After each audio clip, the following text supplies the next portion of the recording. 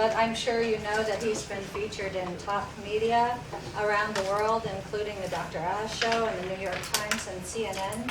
He has several books, including the bestseller, The Reconnection, Heal Others, Heal Yourself, now in over 39 languages. Wow. And has Hold been, it a little further back. yes, and he's been endorsed by Deepak Chopra as well. We're so delighted to have you here today. Thank you. My heart is deeply grateful that you can be here with us. Well, thank you, everyone, for allowing me to come.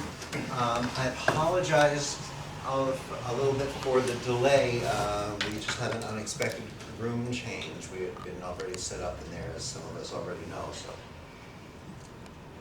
but you know, what do they say? Life is about adaptation. And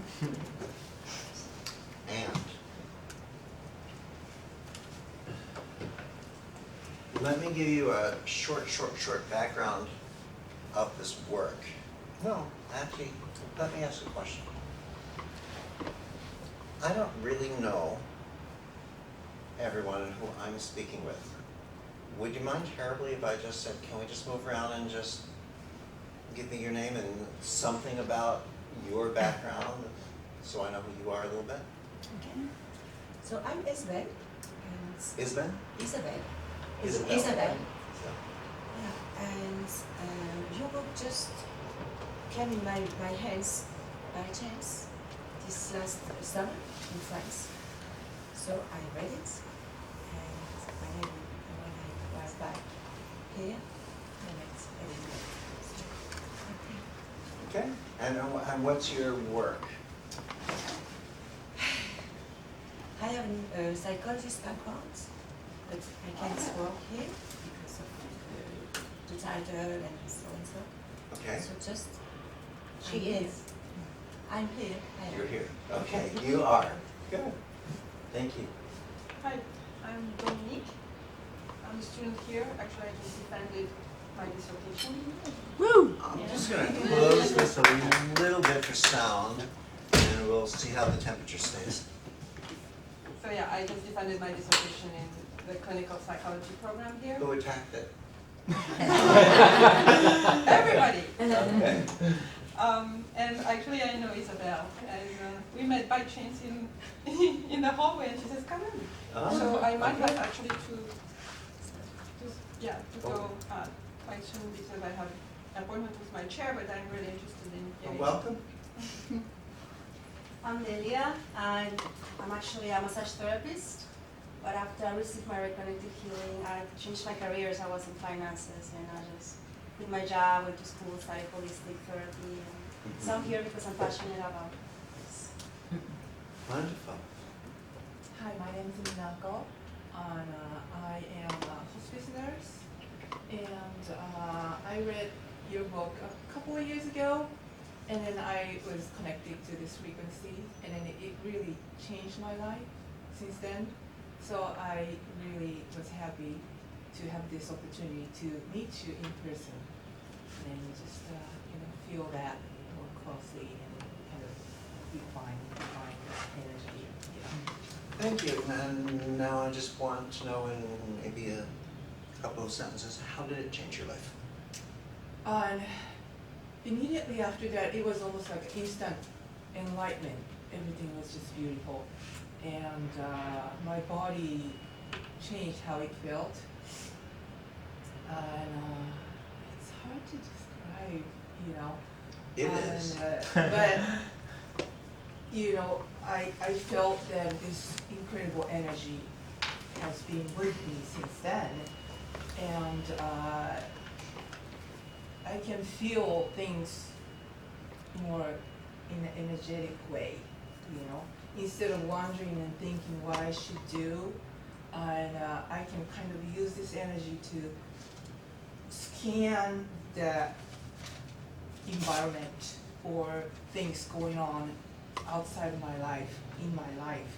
And I kind of know what the right thing to do. And I don't struggle for decision anymore. I know what's right, and I just do things, So my life is a lot easier and happier now. You know what's interesting about that is part of the reason that people are interested in reconnective healing is because it does tend to greatly accelerate our life course and our awareness. I mean, it not only brings about healings that tend to be fairly instantaneous and tend to be lifelong, it changes, it brings us into a greater state of balance, so we don't have to focus on, now you had the healing and you need to learn the lesson. The healing comes with the lessons. Mental, emotional, spiritual, mental, obviously, relationship-wise, career-wise, love life-wise.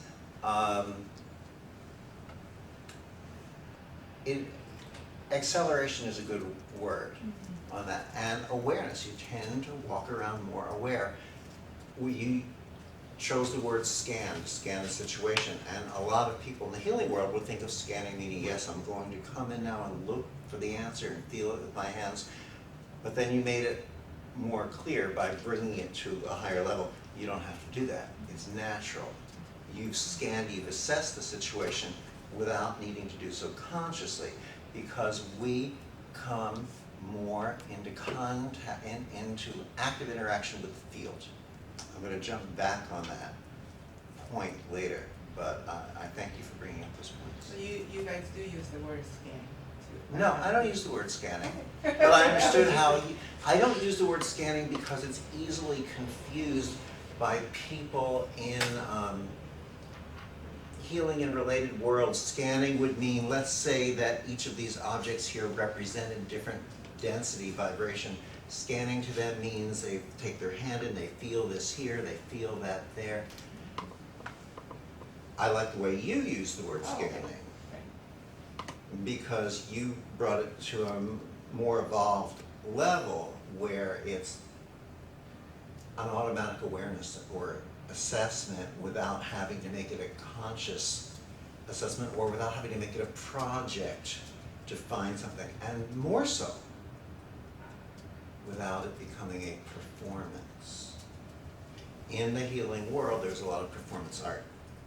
I am now doing this, and I will do that, and I learned this. And when we transcend, when we begin to recognize that not only are we more than our techniques in the healing world, we are more than technique itself. We transcend, as your explanation made it clear, the ego and the judgment and the performance art process that can sometimes go along with it. Anyway, I just wanted to interrupt there. Please continue. My name's Corey, and it's kind of odd that I ended up here. I haven't read your book. I just came across, I watched the documentary last week, and then saw that you were going to be here. I'm a CIS grad and a psychotherapist. And it's kind of strange. I've had some experiences a few years ago when I was on LSD, actually, of something working through me, kind of. And when I saw how you were working on the DVD or the documentary, sorry. Which documentary? I don't remember the name of it. Okay. One of the documentaries, okay. Okay. So I've been kind of searching for a frame of what it was that was happening, and some of the language that you used, and I found myself also using during those experiences. So I'm here. Great. Okay. Hi, my name is Ben. I'm a student here studying East-West psychology. I heard of you through an email that came out, and then I watched some videos and studied what you did, and I was very curious and intrigued by it. Some years ago I became sensitized to some kind of energy transmission through the hands as well, and it would just come spontaneously. I would feel sort of a channel. And then I worked with that for some time on friends and family members who had ailments, and it seemed to bring them some relief on a physical and sometimes psychological level, particularly my mom, who has MS, I did a lot of work with. So anyway, I haven't been doing that much lately, but I was just very curious about your work, and I was inspired by watching you speak and your sincerity, so I came to see you. It's all a lie, Ben. Yeah. And let me just tell you something about the hands. Our hands tend to be where we access the greatest degree of conscious awareness with which to play with this. So we often think that it's coming through the hands. And yet really what's happening is as we access the resonance and the vibration of what's going on in the healing world, it becomes like what I would say is a combination of three forming a greater vibration of one. And when I speak about three, I would say, like in the situation with your mother. Let's say your mother is the healing recipient. Let's give her the number 1. It doesn't matter which number goes where. You is the number 2. And then number 3 would be God, love, or the intelligence of the universe, Allah, whatever word we want to use for that. And the 3 come together and vibrate at a greater level, greater resonance of 1. And then from that, in that entrainment, there's a higher vibration of balance that seems to allow imbalances. Is chair right here. Allow imbalances to fall out of the situation. Imbalances often meaning what's going on in your mother's health situation, for example, or in someone else's thing. So as you vibrate at a higher level of balance, there's a resonance that allows everyone in that field to vibrate at a higher level of balance. Imbalances leave. As an analogy, sometimes I like to say we vibrate at a higher level of truth, and our untruths have no place to be, so they vibrate out of the situation. Our untruth, or non-truths, are that we are less than perfectly healthy. So those are what leave.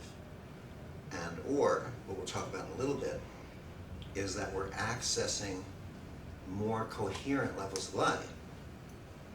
And where the light and coherence, harmony comes in, we find that the darkness that had been there, we recognize more clearly as illusion because it's simply gone. Basically because we can capture light, we can't capture darkness because light exists and darkness is merely an absence of. So often when I speak about this, I'll say that darkness is merely that place where you have not allowed yourself, prior to that time, to shine as the true light that you are. If darkness existed, really, we could sweep it up, put it into a paper bag, and stick it out with the trash. Okay. So, just some things to touch on. Randy? My name's Randy. I'm a teacher and researcher, particular interest in consciousness-based medicine, and had the pleasure of receiving a Reconnective Healing session from Elizabeth, which was a wonderful experience. Thank you. Terrific. Hi. Hey, my name is Ligia. Can you say that again? Ligia. Alicia, can you spell it for me? Ligia. Okay. It's Brazilian, that's why it's so hard. And It's not hard now that I pictured the letters of it. yeah, it's different. And I got here like 1 month ago, and I'm gonna stay for a while here. And I've been sitting in a class here at the university, and Hayden was the one who told me that this lecture would happen today. I actually didn't read your book, but I work with that back in Brazil, so I was very interested in knowing what you're going to talk about. Where in Brazil? São Paulo. Sao Paulo. I have friends there who you probably know of, the Matarasso family. The what? Sorry. The Matarassos. Oh, yeah. Yeah, they're friends. Ligia, L-I-G-I-A. That word is interesting. That name is interesting because just one day I heard something and it dawned on me. Ligia comes related to the word of ligate, to connect. Religion is to connect again or to reconnect. Although this work has nothing to do with religion, the way we understand religion today, it does have to do with spirituality. And might religions today be expressions, however true or untrue,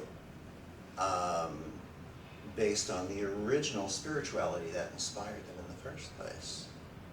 It's a very interesting name. I'm glad I asked you to spell it. Thanks. Can I give you this just to fill in for us on the back page, the second page? Thank you. Hi.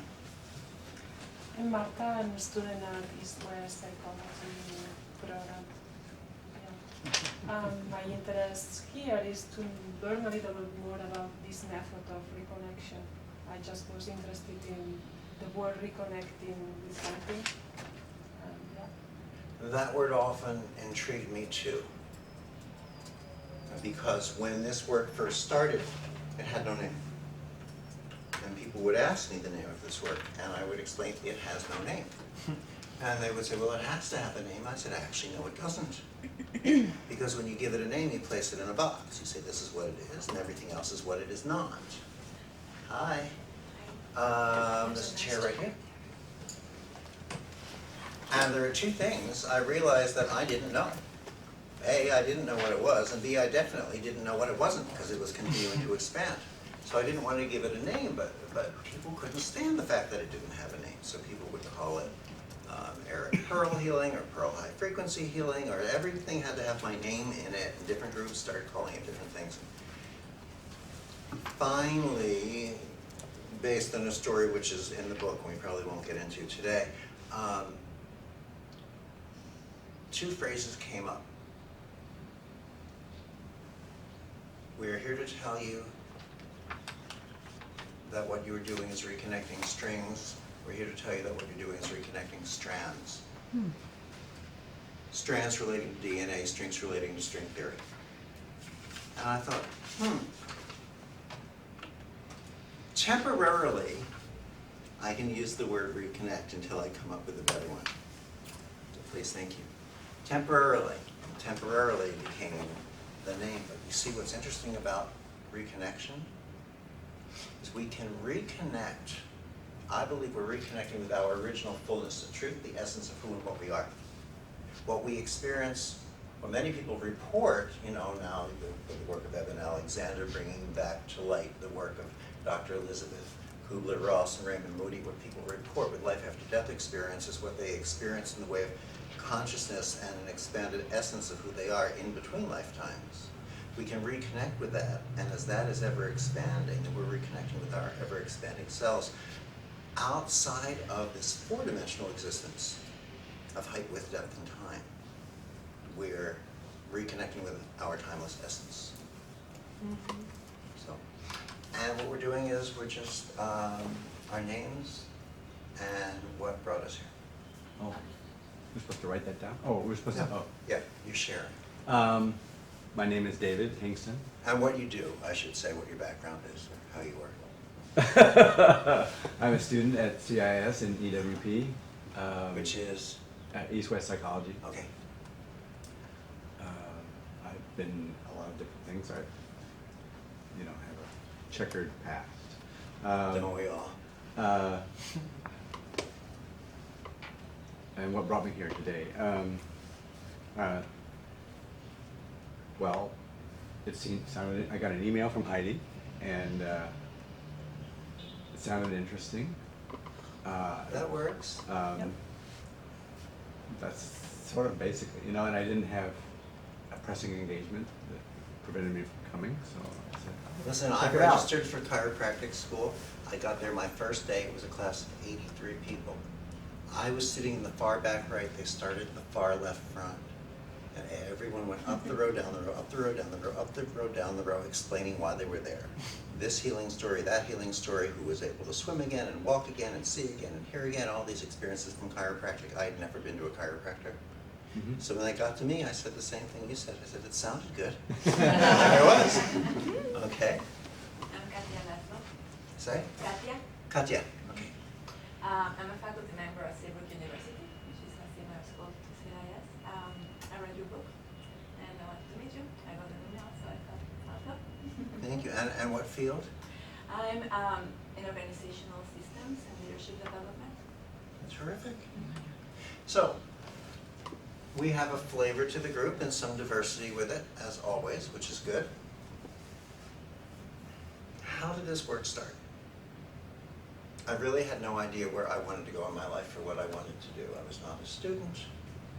I somehow forced myself to go through school.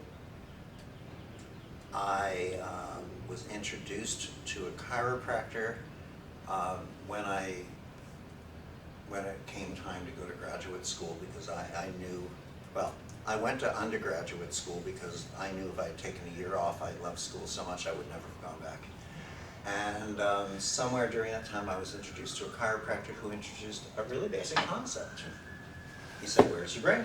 You know, we always think our brain is here because that's our initial response, but actually the brain becomes the brain stem, becomes the spinal cord, extends out from between the bones and the spine, the vertebra, become nerves, nerve roots to nerves, tiny little nerve fibers they insert in each of our cells.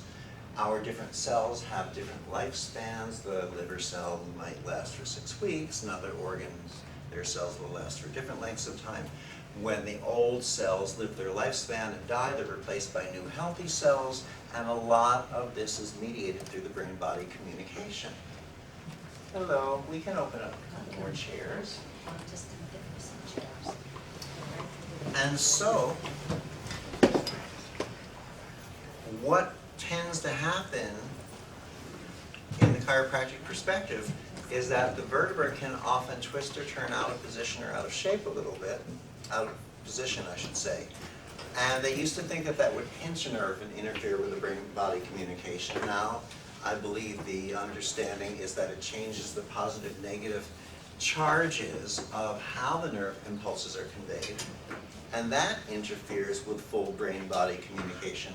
And so when old cells die, oftentimes the new cells that come to replace them are less than healthy.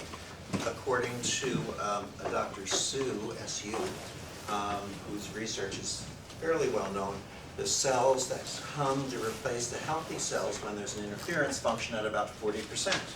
So imagine, for example, the cells to your liver turning over at about 40% of what they should be, then your liver can't handle toxins it receives properly.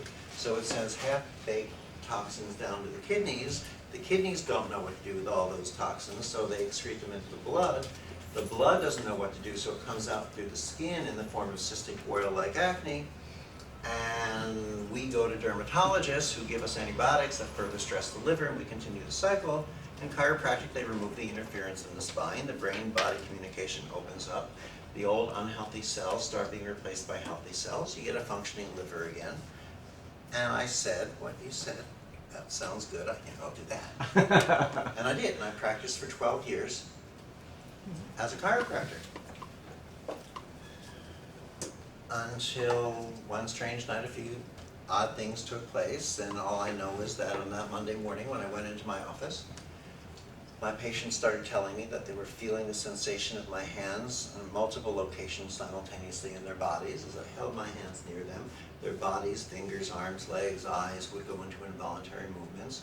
When they opened their eyes, they started reporting seeing colors they'd never seen, smelling flowers they had never before smelled. And they started demonstrating healings, real healings. I'm going to give you this paper, if you wouldn't mind just filling in your information there for us, if you'd like. It's not a requirement, please won't come if you don't want it.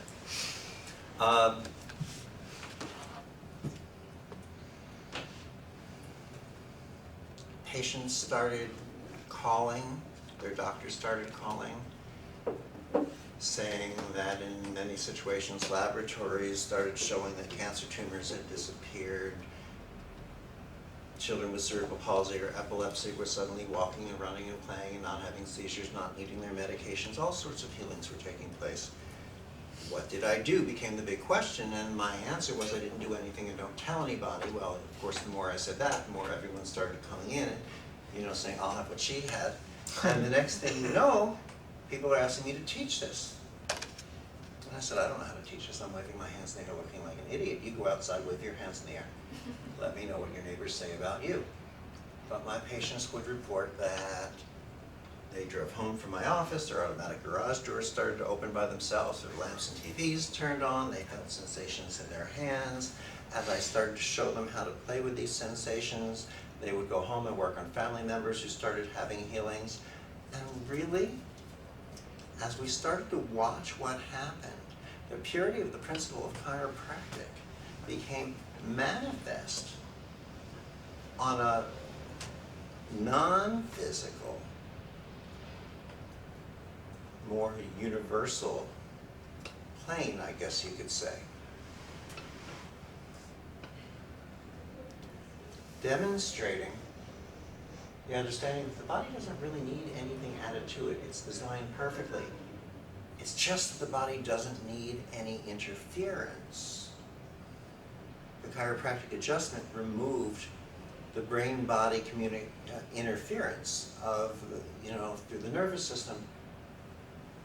Reconnective healing seems to allow for an interference, seems to allow for the removal of an interference on the level of a greater plane or field. You came in late. Can we just quickly ask your names and what your background is?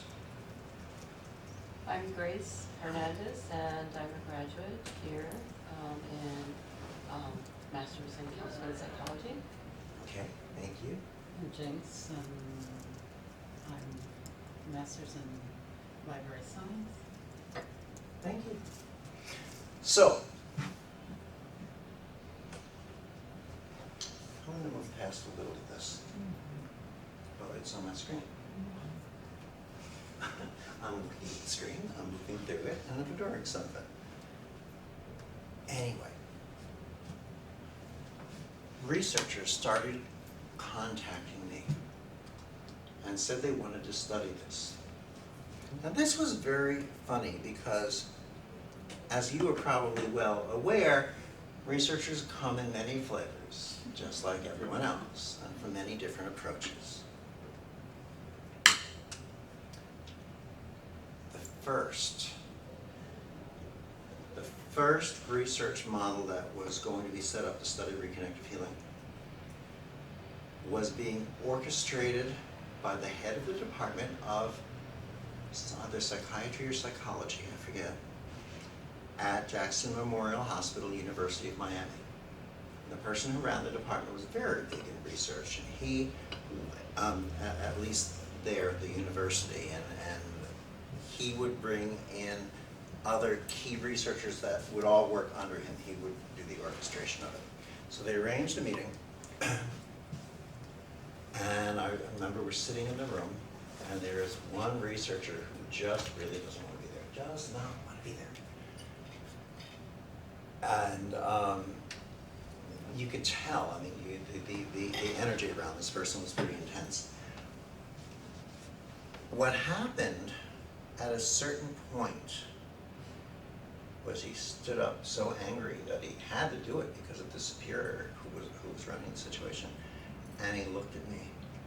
This was, my first research interaction. I wasn't expecting to be attacked during the concept of creative research study. And he said, "Fine, I'll do this." And he looked at me and he said, "As long as you're willing, as long as if we're unable to prove that this exists, you're willing to admit that it doesn't." And I said, "Well, no, but I certainly will be willing to admit that you're unable to prove it." Well, I don't think he took to that really well. And how he got his revenge from that was he insisted in the first study, which I said, there's no sense in wasting our time on this study. But this was where his mind was. They took me down to the basement of the research center there, and they put a tray with iron filings. They wanted me to move my hands over the iron filings. I said, they're not going to do anything. I mean, this is about life. But I did, and nothing really seemed to happen from it. At a certain point in time, I needed, you don't understand, I needed to use the bathroom. So I went to the bathroom, it seemed to be very busy. Line of people waiting to get in and moving in, and some guy, you know the rest of the story, was complaining that he'd gotten his arm, I don't know, locked in some automatic doors like a dumbwaiter or something. I don't know what it was. And it was trapped in there for a while before they removed it, and for weeks his arm was throbbing and he couldn't close his fingers. He's going on and on and on. I just have to go to the bathroom, you know? And he's continuing all the while until we get in, and then we're in there, and everyone's waiting for the urinals, and he's going on and on and on and on and on, and finished, go wash my hands, grab my hands, he's still going on, and finally I walked up to him and I said, "Give me your hand." Just like that. Everyone went silent. And he went like that. I brought one hand here, one hand here. Began to work. His fingers started to move involuntarily, as we'll play a little bit, and you'll see. And he went, oh, I can move my hand. I can move my arm. It's great. Thank you. And I'm thinking, thank you. And I left. I went back to where I was. Later, I'm walking down the hallway. I hear, can you find those? Sure. Yeah. I hear, hey, come here. Well, it turns out that this guy worked in the medical photography department down there, and when his employer saw it, who was probably very relieved from having to hear him complain about it for the last 2 weeks, they pulled out a Curlian photography unit. And they put me into this darkened little closet. You know, some of the research feels almost prehistoric. You know, put me in this little dark closet like this, the metal plate. I'm supposed to put my fingers on the plate and not do reconnective healing. Well, not do reconnective healing really means not allow yourself to become aware of the greater field. So don't be aware of the concept of red or an elephant, and all we see is red or an elephant. So what they wanted to call the before was really me trying not to think of an elephant. I don't know where I even put that thing now. Okay. Thanks. Was me trying not to think of an elephant, but even then you could see the white rings around the tips of my fingers in the beginning of the blue light. And he said, all right, turn it on. Turn it on. Now I can think of the elephant. And you see the intensity that's changed in the white rings and in that blue field. Now, what does it mean exactly? I don't know. It means, at least from interpretation, a greater increase in what you might want to call the bioenergy field.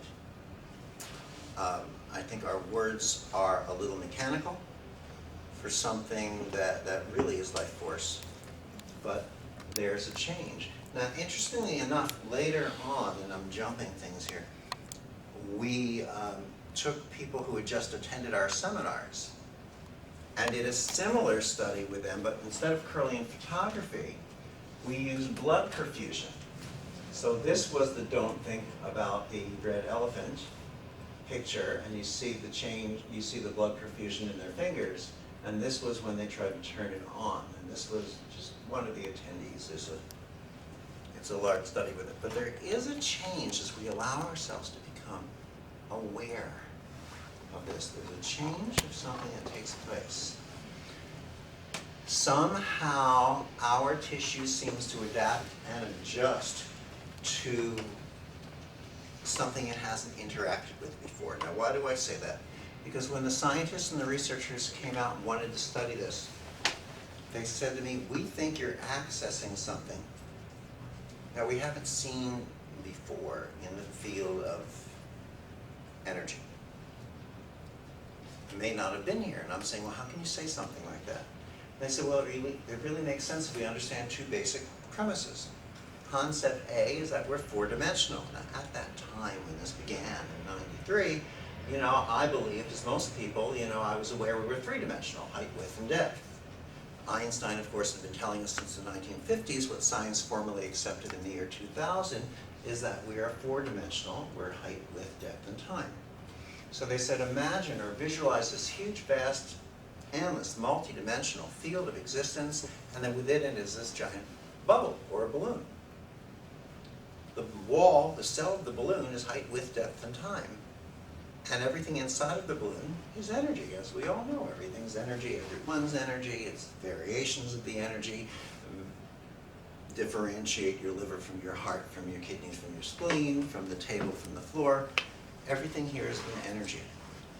And in the energy healing world, there are a lot of techniques out there, and techniques help us tune in on different portions of the energy. Well, we might call the Reiki portion, the Qigong portion, etc., etc. But having had no background in this, I didn't know anything about healing. I didn't plan this. I went home one night thinking I was a doctor. I came back on a Monday, I was something else. My parents always said I was something else. I don't think this is what they had in mind. So there was no technique. Technique has been serving us beautifully in the energy healing world, the way training wheels help you find your balance on a bicycle. But people have been mastering energy healing techniques after techniques after techniques. They've been adding training wheel after training wheel after training wheel. And now, this is me talking, we are at a time of shift of consciousness where we're able to recognize, or at least ask ourselves the question, are we here to master the bicycle with training wheels, or are we here to master the bicycle itself? Are we here to master energy healing techniques, or are we here to master healing itself? So when we let go of the techniques, the subsets, we open up and we access the entirety of the energy that's been here within our existence. And I said to the researchers explaining this to me, and the physicists, I said, well, this makes sense, but what about that is new? Well, they said, besides the awareness or the consciousness of it being foreign to a lot of people, the part that's new comes next. All right? They said, you see, what we understand today is that time is moving faster. And of course, I didn't understand what time is moving faster meant anyway, because faster, by its nature, is a component of time, so how could time move faster? So what they explained to me was, visualize a point in the center of this balloon. Instead of thinking of faster as moving from point A to point B, they said visualize a point in the center of this balloon. Imagine an arrow going in this direction, that angle, the other angle, the other angle. In other words, imagine these arrows pointing out in every different direction. Each one is time moving faster. So time is actually expanding. It's expanding for us. It's expanding our balloon. So as the balloon expands, it becomes thinner, it becomes more sheer, it becomes more permeable. It begins to disappear. So they went from time is moving faster, to time is expanding, to time is disappearing. And then, just to play with my mind a little more, they said, in other words, what we're learning to do is to step into an awareness that will allow us to recognize that time is an illusion. And what seems to be happening, why reconnective healings instead of technique healings seem to be so fairly instantaneous and so lifelong, is that we're accessing, they said, energy, light, and information. And I'm thinking, well, now, isn't light and information an aspect of energy? And they started explaining to me energy with a capital E and energy with a small e, but that there's also differentiation. I guess the way you would look at a rainbow and say blue and green and yellow and orange are different, but they're all light, so they're part of the same continuum. Energy, light, and information that's been existing outside of our balloon of time. So it's not old. It hasn't been here before. It's timeless. And we are stepping in to a more timeless existence. We have had aspects of this here, and we'll start to recognize some of these things. And we start to recognize the familiar first, and then we step in the non-familiar. Now, usually, when I speak, I have a large room to draw from. And so I'm not expecting that, you know, we're gonna have a sample to do something that I really am looking, that I'd love to do here, but just so I don't leave a stone unturned, let me ask, doesn't happen to be anyone in this room who's unable to do this, is there? Everyone can bring their arms up fully, right? I mean, you don't need to check yourself. Anyone maybe with an arthritic hand can't make a fist? I'm gonna go get a spinal cord surgery because I have EC2 is. Yeah, but that's not gonna be a visual, a visible thing, you know, that I'm looking for. Well, How about toes that can't bend all the I way? think that's gonna be a little tricky to play with at this moment. I think so, I think so, I think so. So, let me play a game, okay? How about if I pick on you because you were the first person that my eyes fell on when I walked into the room because we met at the desk, I'll go into the wrong room. Is it easier for a demo? Sure. Okay, you can stay where you are if you want, and I'll do this from a different angle. No, you want? Come on here. It's gonna be easier visual for people.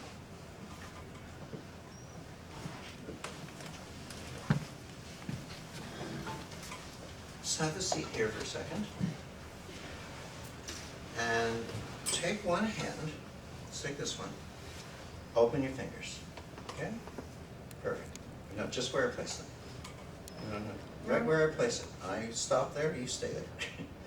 Fingers open. Good. Now, I'm gonna bring my hand in, just my hand. I'm gonna allow my arm to float. So if I push it down, it just wants to like float back up again. Now keep your fingers open because they're closing. Got them? And you can watch your fingers and I'll watch your fingers. I am not pushing or sending healing energy. I'm just sort of listening. I'm like listening with a different sense. See how your fingers start to close in again? Really? Can you open them? Yeah. Good. Got them? Good. You hold them there. Now, see this middle finger wants to move up and down? Let's see. Good. You can hold them still. I said you can hold them still. Can you hold them still? Trying. I know you're trying. What does this feel like? It might feel like nothing. It might feel like something. You tell me. I feel very slight pressure. A slight pressure. Yeah. Okay? Now, I'm going to stretch or pull further away from you, which according to what we understand about energy should make the sensation or the pull weaker. Does it? Not really. Not really, does it? It doesn't change. Doesn't change any, no matter how far away I get. Right. It might actually, well, where is it located now? The feeling. It kind of wave kind of sensation moves around. It moves. Yeah. So is it exactly where it started, or is it covering a larger area now? Larger area? It doesn't have to be, I don't want to suggest. I mean, it could be larger, it could be smaller, it could be the same. You tell us. I think it's covering slightly larger, and it's more like it's like a pulsation kind of feeling. Okay, good. Take your other hand, hold them up like this. Now we're just going to imagine something. I want you to imagine a rubber band is attached here and here. Bring your elbows away just a little, just your elbows, just a little. Just your elbows, not your hands. Just bring your elbows out a little bit. Good. Now what I want you to do is just stretch the rubber band. And in your imagination, just your imagination is fine. The further you stretch a rubber band, the more you feel it resist, correct? Uh-huh. Good. Good. That's all we're going to play with right now. You stay here. Okay. You're not finished. Okay. Okay. Would you like to come up? Sure. Good. Yeah, I would take that off. It's a little warm. Yes. Alrighty. Remind me your name again? David. David. And remind me? Minako. Minako. Minako. Minako. Minako. Yeah, in American way. Well, is it Well, in my Minako? language, Minako. Which is what, But Japanese? Yeah, the people call me Minako. Minako. Minako in Minako. English. Hanto ni sumimasen, watashi wa hitakoto no nahanto wo 全然できないですね。はい。 Yes. Okay, so you're gonna sit here. David, now that I forgot to remember. David. Okay. Minako, I want you to stand up. Stand up. Right there. Okay. And I apologize for where I may be blocking, but I'll move around in a minute. David, open your fingers. Minako. Yeah, you can use that hand if you want. Okay. Open yours. Imagine the rubber band attached here and here. We're going to watch David's hands and fingers. David, you're going to hold your fingers relatively still. They're not like cement, but pretty still. Open them a little more if you will. Good. Now I want you to feel the air, and I'll go and see how his finger jumps. David, you'd be wise to watch your own hand. And pull. Do you see your index finger moving up and down vertically? No. Okay. Open your fingers again. Hold them there and watch them. Do you see that movement of your index finger? Yes. Are you moving your finger, or is your finger moving itself? It's moving itself. It's moving itself. Good. There goes the middle finger. Stretch Minako a little further. A little further. Step back here. Good. Now, I want you to fine-tune that. Keep your fingers crisp and strong, Minako. Fine-tune the sensation into your palm. And stretch. Stretch and stretch and stretch. There go his fingers moving. How many of you can see his fingers moving? Are you able to? Good. Pull and stretch your legs. David, what do you feel when Minako does this? I'm not Nothing sure. or something? Okay. I don't really feel much, but Okay. But if you were sure, how would you describe it? buzz. A buzz. Good. Minako, take Faint your fingers like that. Keep your fingers open. Imagine lightning bolts shooting out of your fingers into David's. Wiggle your fingers like that. Wiggle, wiggle, wiggle. Up and down, up and down, up and down, up and down. Aha, you got it. Did you see it? Did you see the change? So David, do your fingers normally move by themselves? I have no idea. I don't normally pay attention to it. Okay. Most likely, probably not. Uh-huh. But this is not just affecting here because it's non-local. It's not just affecting David because it's non-local. So thank you both. Let's talk about a little bit of what happened here. For those of you who are probably familiar with William Tiller, who's published about a dozen books and several hundred studies, one of the things William Tiller is known for is the Tiller-Einstein model of negative entropy, explaining that entropy being degeneration, breaking down of things, seems to increase with speed, but the Tiller-Einstein model of negative entropy indicates that once we pass the speed of light, entropy will reverse its, oh, nice picture. Entropy will, I didn't even know you had that. Entropy will reverse itself. Degeneration will become regeneration. Disorganization, reorganization, dis-ease being healing or ease. Dr. Tiller heard about Reconnective Healing. I'm going to open this for a breeze again so you can it's warm. Heard about Reconnective Healing and came out to study what he called thermodynamic free energy in the air, in the room, when Reconnective Healing took place. He came to he came to a training program we were teaching, set up his equipment, measured everything. We waited to hear from him. We didn't hear anything, so we called him. He said, well, he thought that his equipment, something went wrong with it, and it decalibrated itself, which he said is impossible to happen. So we decided that maybe the room was over a power generator. So we checked it out, and it wasn't, but something had to have gone wrong. So he didn't tell us what the results were. He said, I want to come study it again. So we went to a different location where we gave a seminar in another part of the country, measured it again. He said he got the same results, but he doesn't want to say what they were until he gets someone to corroborate it, because people will question his integrity if he says what he found. So he gets a third researcher to corroborate it.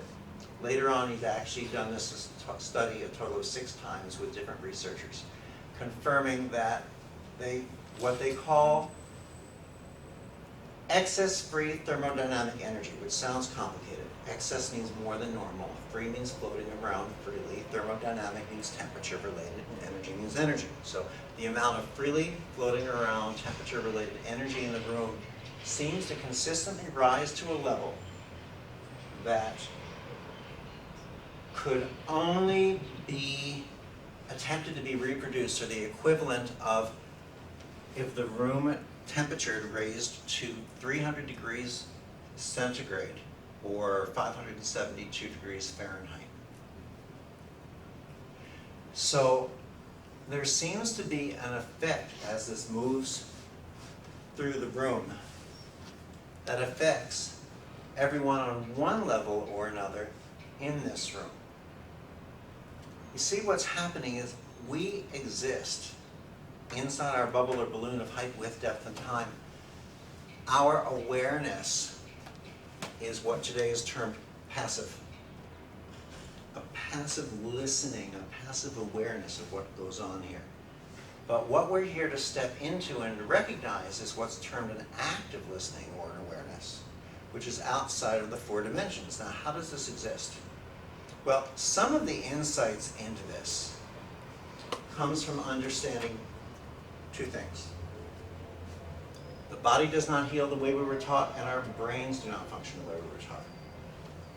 The body doesn't heal the way we were taught. We learned in school, those of us with any kind of a medical or related background, that our bodies heal through biochemicals. And we do know that biochemicals are involved, of course. But they are only a byproduct of a larger situation. The body heals through energy, frequency, vibration, resonance exchange, entrainment, and it's communicated via light. Now, entrainment is an interesting word because when I wrote the book, The Reconnection, I couldn't find entrainment in most dictionaries. I found reference to it, but it didn't exist in dictionaries. So for a concept and understanding of entrainment, think of a tuning fork. If you take a tuning fork and you bang it, it begins to vibrate. You hold another tuning fork up near it, the waves communicate and both begin to vibrate similarly. You take 2 stringed instruments, 2 guitars, you pluck the string on one, soon the corresponding string on the other will vibrate at that same level. In human everyday life, where do we see this? How about in a small workspace with a lot of women and everyone's menstrual cycles start going on to the same cycle? That's entrainment. And light is what communicates what goes on. It answers questions that the biochemical model couldn't explain. How can something happen to a part of your body here and immediately affect you there? Biochemicals take time to move. But light is a wave that is everywhere at once. So it explains the immediate effect. And we understand from the work of, let's say, Fritz Albert Popp in Germany and others today that the concept of light is not just spiritual or metaphysical. But we know from his work that the cells in our body, the DNA in our cells, emit levels of light. And it's generally accepted today that when our health is diminishing, that light is dimming. When our health is coming back up, that light is coming back up to an optimal level, at least according to the people who have been continuing Dr. Popp's work. And yes, there is some variation and interpretation on those light levels. We know that light is emitted from things that are dying. Bleeding light is often the way that they're termed. We've done multiple studies just with leaves, just with plant leaves, showing that when you sever the leaf from the vine, by itself it tends to live about 7 to 9 days. With energy healing, a little longer. With Reconnective Healing, they showed that it lived up to 3 months being separated from its life force. Glenn Ryan from New York did one of about 6 different studies done. Some were done at the University of Arizona, some with involvement in others, with Reconnective Healing's effect on human DNA, plant DNA, on animal DNA. And what they did was they damaged the DNA, so the DNA coils would uncoil, they would unwind. They didn't kill it, it would unwind. If left alone, they would rewind slowly. Interestingly enough, starting with Dr. Ryan, they found that in bringing in energy healers, the recoiling became even slower. So the interpretation, his first interpretation, was that the slowing down of it somehow was an advantage to the healing. And he heard about Reconnective Healing and he came to me and he said, would I have some of my practitioners be a part of this? Things would slow down even more. And I said, I bet they won't. And they didn't. What happened was, with Reconnective Healing, they sped up faster, not only than energy healing and then nothing, the healing became very rapid with it because it took it outside of time. You see, we ask questions such as, how long does it take to have a healing? Yes. Well, the answer is this long. The only thing that takes the time is for us to choose to accept that healing. The DNA didn't seem to have so much of thought process in it. And what we start to see more and more now when we do healings of people such as the guy in the bathroom that I told you about in Jackson Memorial and other situations, the less we set it up, I am a healer and I'm going to do this, the less the thought process, the more instantaneous the healing comes about. Now, jump onto the brain doesn't work the way we were taught. What did most of us learn? That we have little special areas in our brains that, do you have that? Okay. That speech is here, and learning is here, and memory is there, and multisensorial processing of information is there, and visual memory is here, and blah, blah, blah. Now, we know today from the works, we know today from the works of, let's see, Doctors Carl Lashley and Carl Pribram, thank you, and others, who have done some ugly studies scrambling brains and things we won't go into right now. But the information is not locked into this model. Now they did start to work on a new model, which is that one. But we also don't follow this model either. We have found that, according to the research here anyway, the information in our brains, A, is diffused throughout our brains, and B, isn't in our brains at all, but our brains function mainly as transducers for information from this larger field of information that today's science calls zero-point field. Now, I refer to this as the field that refused to die because it used to be thought of or referred to as the etheric field. But of course, science became more than horrified back in the late 1800s that people were believing in an invisible field of anything. So science disproved the etheric field. It was just unfortunate for science that the field didn't realize it had been disproven. So in the early 1900s, the sucker came back. Science disproved it a second time. Then it came back again, and it became so clear and strong that science started using it. So my belief is, to save face, they changed the name from the etheric field to zero-point field, but everyone really just calls it the field, and they wink. We play in this field all the time naturally. Naturally. Matter of fact, Lynn McTaggart, who is a New York Times best-selling author, based in London, but actually originally from the US, spent a lot of time with these researchers that I've mentioned and others, really dissecting their study research and actually introducing some to each other so they can see the connectivity of their work. And she's taken the science and has translated it into a language I like to call English, so the rest of us can begin to understand it. There's many different languages, but a very good book to read, I believe. But what happens is, load a bunch of children on the school bus, one child falls asleep, right? The child across the aisle stares at them until they wake up. They're in the field. what, you're doing something mindless, reorganizing your bookcase or something, and someone's name, or picture floats through your brain, and what happens? Next time you open your computer, there's an email from them because they Googled you up, they haven't seen you in 10 years, and what happened? You're in the field. So taking from that, really, it's no big secret. What makes a genius? What makes what you might want to call a psychic? What makes a healer? Is simply that they dance in that field without attachment, without trying too hard, and simply allowing their natural wave to be in there. They play in that field. So, here's what's interesting. What do we have here? We have a computer.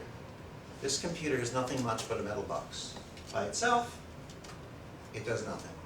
Install a software program, we get information from the computer, and the computer accesses that internet field out there somewhere. You want to call it that multidimensional zero-point field of the internet. Upgrade the software, you get more information from within the computer and greater access to that internet field out there somewhere. So the question then plays, what if our brains are our hardware?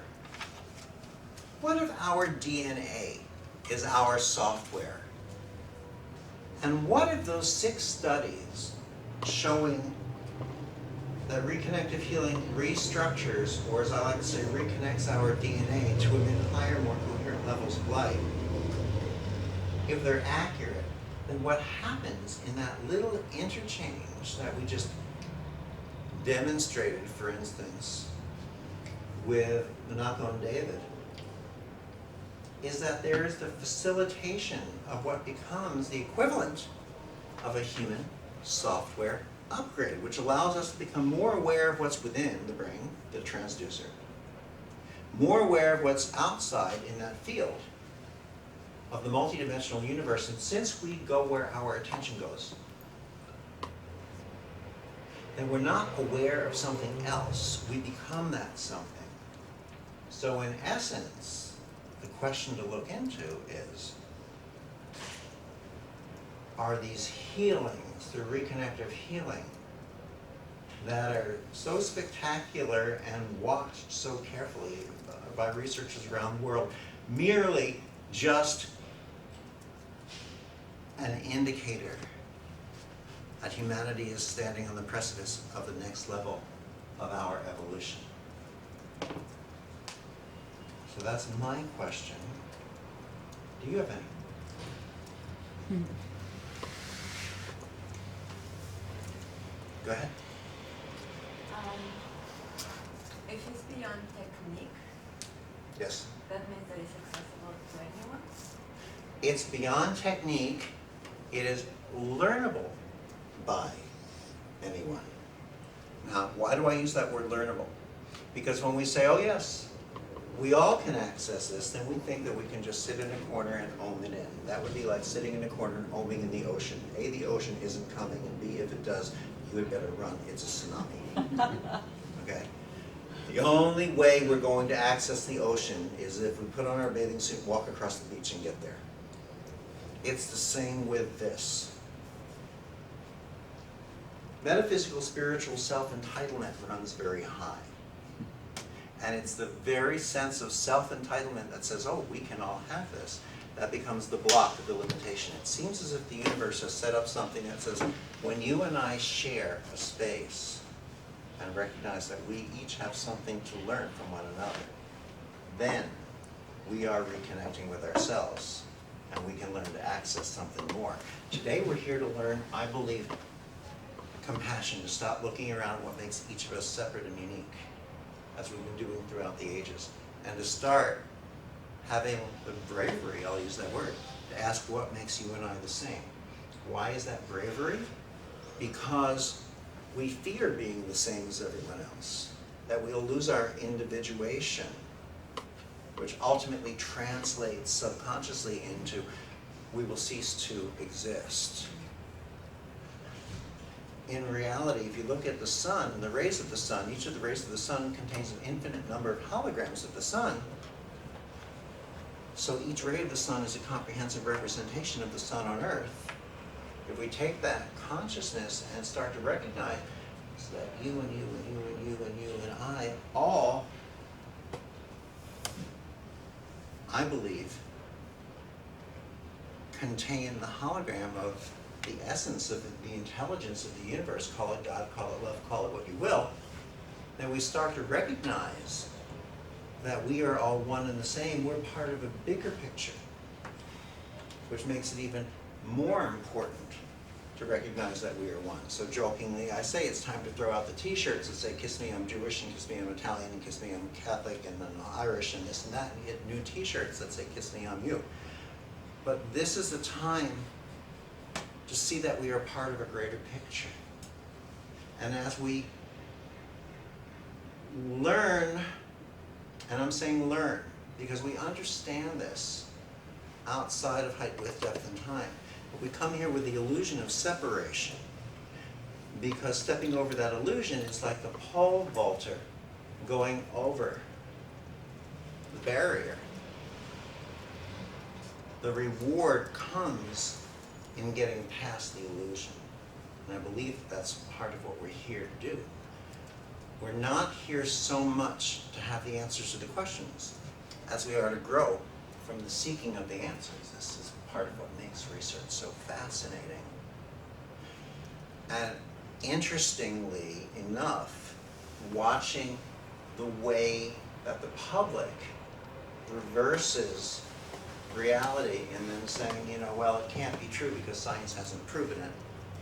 And we forget that everything has to be true before science discovers it, or science would have nothing to discover. So I don't know who this quote is from, because I've seen it quoted by a couple different people. It's not from me, I wish it were.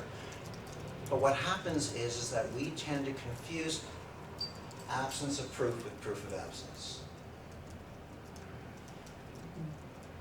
We're designed very intelligently. We're designed to vibrate and balance. And balance is also consciousness. Questions, thoughts, concepts? I'm not a psychic, so you'll have to raise your hand if you have one. I'm gonna ask a follow-up. You can ask a follow-up. So this is not cognitive learning exclusively, and this is not mechanical learning. In Correct. some way. It's in a, go ahead. Well, No, you finish, and then I'm I'll play. wondering if you see your work in some way related or similar to what in indigenous cultures would be an initiation. Shamanic This- trekking traditions? Just one. Yeah. This is an awareness. In learning and an awareness, we change and vibrate. Now, we could view, look, if you place a child into a sandbox for the first time and you show the child how to push the sand around and then they start to play with it, you can say that was their initiation into playing in the sandbox. So it depends on how you mean initiation. What I would not do is confuse it with shamanic or indigenous teachings, because there is one thing that is very uniquely different about Reconnective Healing, is that it has no technique. Now, here's where we expand on that a little bit. It has no ritual. It has no fear-based protections. It has no choreographed steps or procedures. You leave the doing of technique, the fear that requires you to protect yourself and to move clockwise instead of counterclockwise and all of these things. You leave the doing of healing and you step in to the being of healing. In other words, instead of doing procedures to try to bring something about, you simply allow yourself to become the light that you are. Now picture a candle. Take a lit candle. Use it to light another candle, to light another candle, to light another candle. you never see the flame do a procedure or a technique. You never see it protect itself. You never see it get sick and end up in bed. You don't see it get weaker. If anything, you see it glow more strongly. If anything, you hear it go. Do you hear that sound? Which is actually the sound of what? Breathing in, inspiration.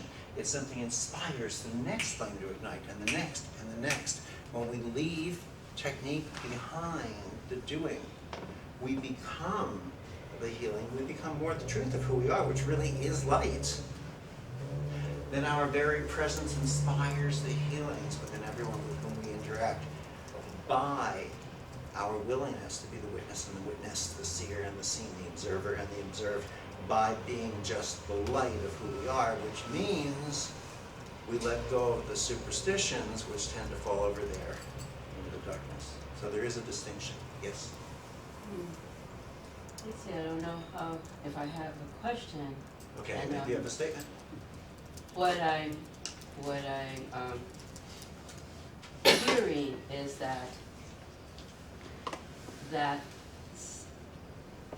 somehow our mind, we are allowing it to just facilitate this acceptance that there is beyond description and beliefs and rituals and ways of operating, because you're asking us to let go all.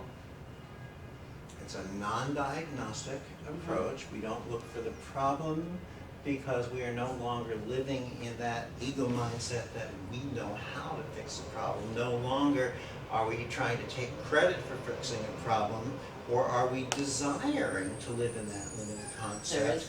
But instead, what we're able to do is rise from the fear, lack, limitation, and control into the love, prosperity, and abundance, recognizing our own abundance and presence is more than enough, and therefore the greater reward comes from witnessing and observing the perfect orchestration of the universe and the healings, instead of by trying to orchestrate it ourselves by our limited human conscious educated minds. It resonates. Just me, the idea of abundance, conscious, it's sort of always been there, but now there's not about trying to reach it or do anything to make it happen. You're just, yet I understand putting on the bathing suit and going to the, because there's a movement calling us forward, and it's sort of like, I'm just trying, somehow my brain still wants to get involved and understand like the process and the steps, only that by living and being it has been more an allowing of that energy to come through, like getting out of my way. Your nature is there. Yes. Now, how can we share this vibration that allows us to rise even and become a fuller expression of our nature? Now, some of the importance of science behind this is that it allows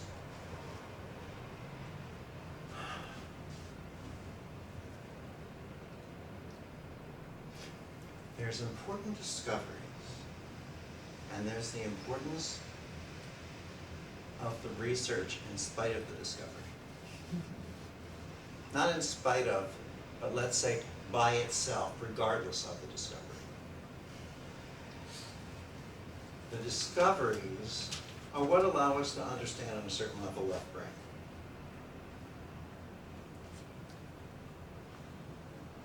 But the fact that research is going on is also something that allows people to give themselves permission to look and explore that they wouldn't otherwise.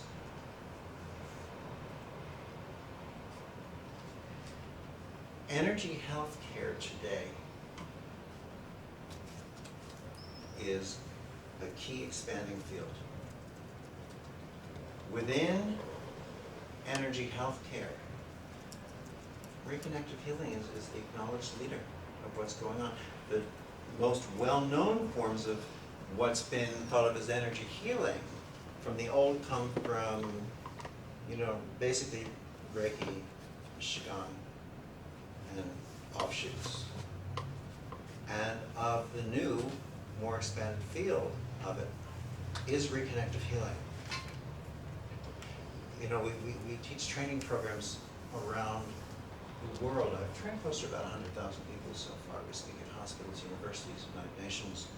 And what's most exciting is speaking to the lay public, because this is something we want to learn, at least, you know, the first portion of our training is how to bring in our own families, our own relationships. And the second level is the professional level that teaches you how to do this professionally to bring healing to your communities.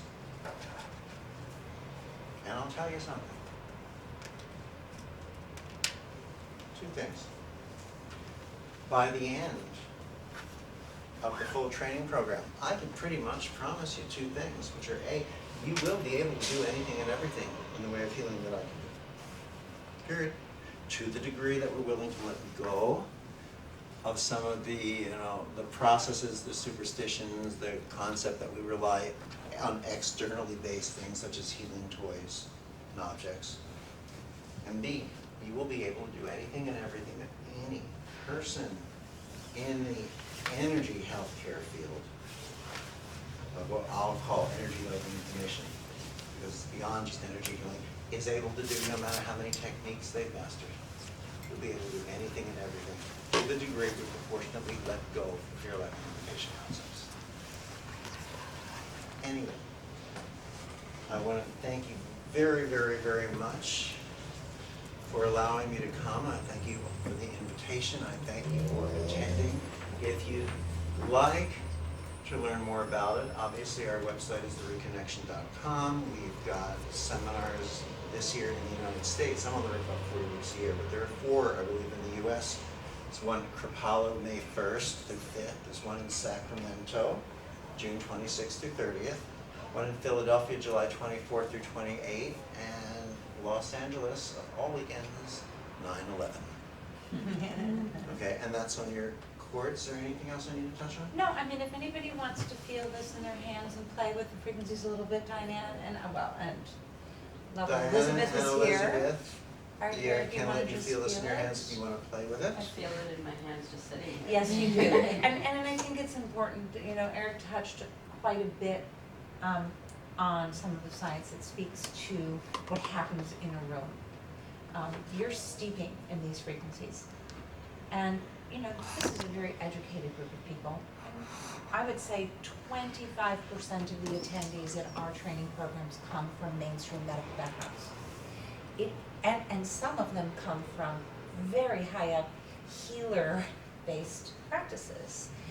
Learning reconnective healing is a bit of a walk over the bridge, and I loved your question because this instrument is a transducer. It isn't just a brain. We have finally reached a point in our evolution where we can accept that we are more than our physical bodies. And I'm going to tell you, we have taxi cab drivers, we have toll booth people who, these are people who have come to a real belief system from their religious beliefs that they know they're more than their physical bodies. And so what do we do with this now, all of you psychology department masters? That was going to be my next It's a question, very- like reconnective therapy, like, it's sort of like, I don't have this, I mean. Oh, you will. I'm going to tell you how When to you're ready, you will. I'm sitting with 5-year-olds and I'm tell you why in a feeling moment. something and I see, and then all of a sudden, something happened. And I know it's kind of like what you're talking about We here. are already, each and every one of us, accessing parts of this. All Reconnective Healing is doing is bringing down something more comprehensive to take this and this that you have and you have and you have and we have and recognize it's part of a much larger tapestry of the universe. And it's a relationship. I'm going to be really honest with you. Yeah. Our practitioners steep in a learning program, and you have to be a long time to be a practitioner in our program, a training teacher in our program. A Yeah, lot of not a steps. practitioner, but to be one of our teaching assistants, you could say. It takes a while. But why? What happens when you tap into this relationship? Many things catapult. You go from I am to I know. And I loved what you said because we asked who are you and you said, Yeah, I heard am my that I answer am, too. okay? There's a lot out there, but your brain plays a very important role. The question is can you do this in reverse truth to what we've been taught? This is really freaking tricky. When you step into these training programs, people say, well, I've read the book and I can do this and I'm gonna play with my friend. Yes, and if you're gonna let that friend of yours or neighbor who's reading a book on brain surgery come over and do brain surgery and you feel free, they should go learn before they come and play with you just because they've read the book. There's a lot. Not because you'll necessarily do damage or harm, No. except for the fact that you'll fall far short of what you can deliver. You want to play with this at its highest level. It isn't it. And I'm gonna leave it that part of it to going further in your understanding of what reconnective healing is and what these frequencies are. It's an energy intelligence. You want a relationship with that energy intelligence, you know? And why did they pick Eric? Why was Eric the crack in the door? If you read the book, you'll have a sense of what that is. Crack in the door is a very important concept. A crack in the door happens so that someone, and in this case, this one, has taken every moment of his waking conscious day, if you will, to step out and continue to teach this so that we can walk that bridge, because it's a big walk. You have to say, okay, I need this. I need this to follow it. I need this to really practice it in real everyday life as a practitioner. I am on gravity in earth with real people.